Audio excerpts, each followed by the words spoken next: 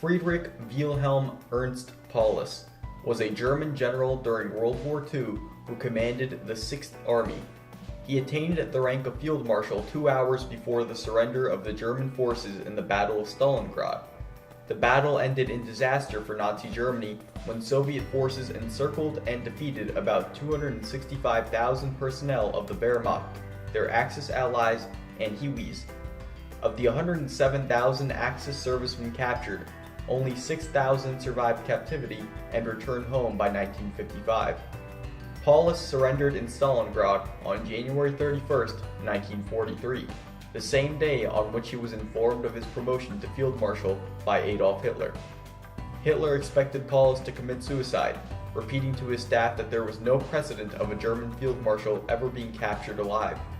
While in Soviet captivity during the war, Paulus became a vocal critic of the Nazi regime and joined the Soviet-sponsored National Committee for a Free Germany.